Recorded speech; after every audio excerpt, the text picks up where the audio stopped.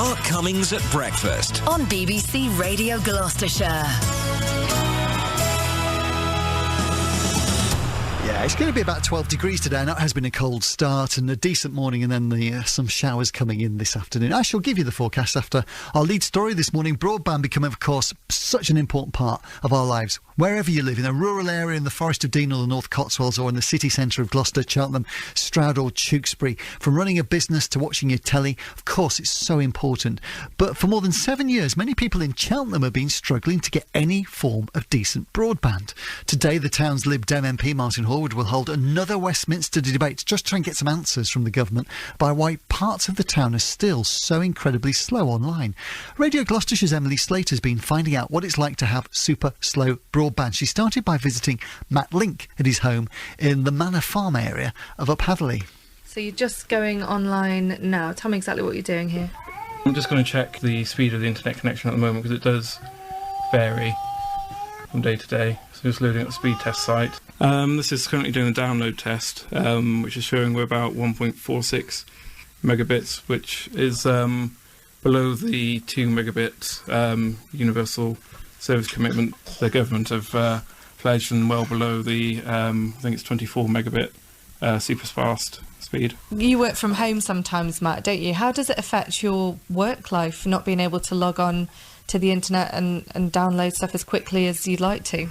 It certainly makes things less productive. I'm a computer programmer, so I tend to be on the internet a lot, downloading things for work and connecting to the office, but everything just takes that much longer and disconnects occasionally. So what explanation have you had as to why you are sort of out of reach here? The commercial rollout by BT Openreach, they won't upgrade our cabinet because they don't think it's commercially viable. And that's where the taxpayer-funded rollout's supposed to step in and cover us. But they seem to think our cabinet's in a commercial area, so they say they won't cover us. So we've kind of fallen down the gap. Caught between and betwixt. This is what Martin Horwood MP for Cheltenham, who's going to Westminster to talk about this, said on our show this morning. We need to effectively to force the Fastershire type projects on one side and the commercial operators on the other to talk to each other properly. They're at the moment talking in postcodes, whereas actually BT connect people by cabinet, Virgin do it street by street. They need to communicate about which houses are being left out and use the public subsidy to fill the gaps properly, including in urban areas.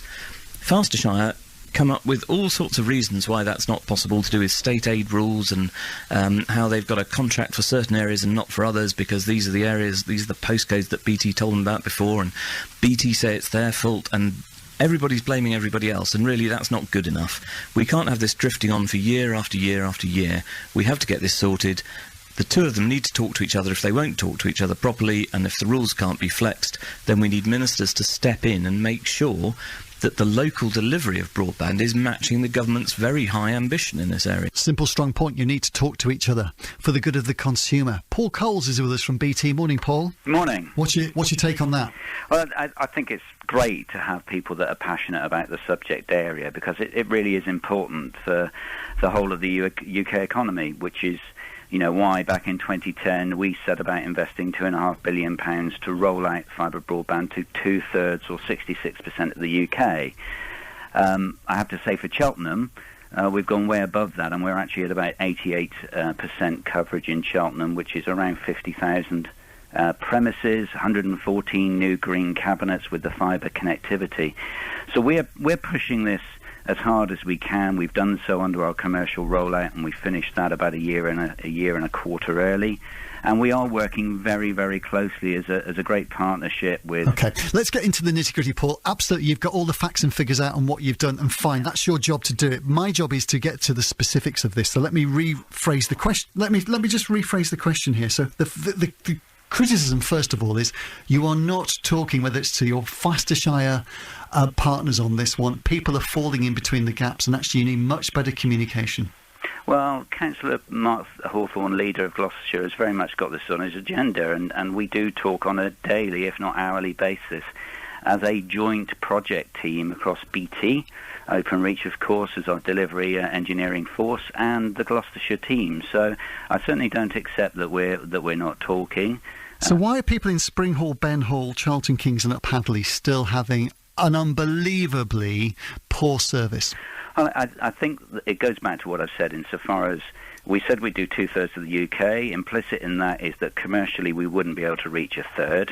We've actually gone way above the 2/3 coverage in Cheltenham, but there are some areas that we cannot cover under our commercial rollout. So what about the bits that are really far away from the exchange? What about those areas? Well, it's not necessarily how far they are away from the exchange, because the way we roll out the network primarily is via a technology solution called fibre to the cabinet.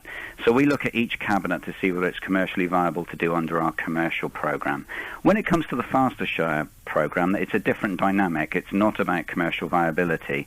It's literally you have a pot of money, part BTs, part public sector, and then you have to decide what is the most cost-effective use of that money to deliver the most number of premises coverage. And isn't that the irony?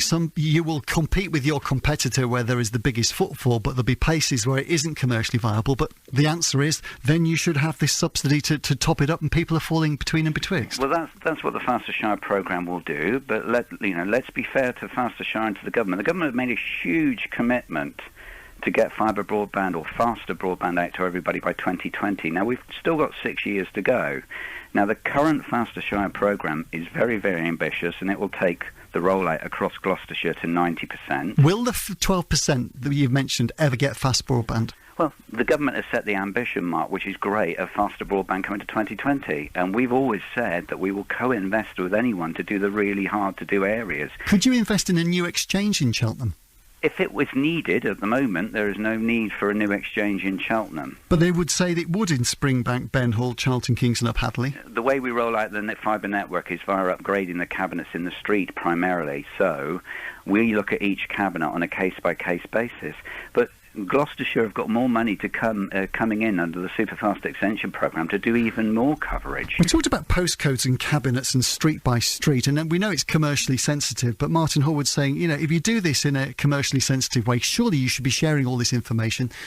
And you're not. You're sort of hiding it. No. Fastershire have access to all of that information. They know where because don't forget, in Cheltenham, it's not just BT network. You've got other network operators there, and they can only deploy where there isn't commercial coverage, whether it's us or anyone else. So why do you upgrade BT in areas where Virgin is?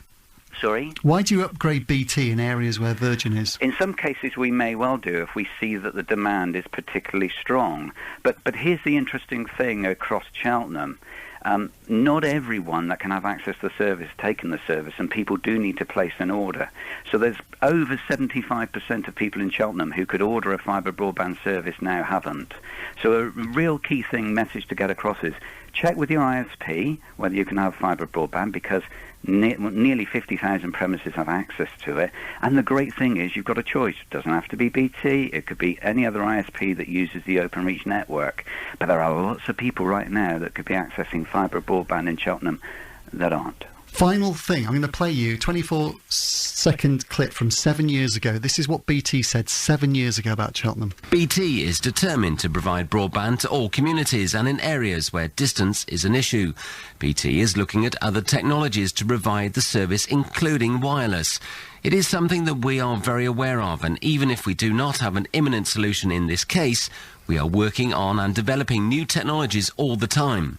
We are totally committed to ensuring everyone who wants broadband can have it. Paul, 7 years ago, certain areas, Cheltenham, we would say you've totally failed on that commitment. No, because Matt, that was basic broadband. Fibre broadband didn't exist 7 years ago. So what we're talking about is a completely new technology, the fastest rollout of fibre broadband, we believe, anywhere in the world. Something to commend, something for businesses and consumers to get hold of and use. Yes, of course there's more to do, and we will absolutely partner, just like we are with Councillor Mark Hawthorne and his team, to push the fibre broadband coverage even further. But you're comparing apples with, well, do you want to say pears? Definitely not apples. All right. Paul Coles, BT, you ran out of steam there, didn't you, Paul? BT Regional Partnership Director for Gloucestershire and the South West. Calls, comments, what you heard. Let me know your life in Cheltenham, but elsewhere in the county as well, about how it's going for you. Mark Cummings at breakfast. Pears, oranges, bananas, it would have been absolutely fine.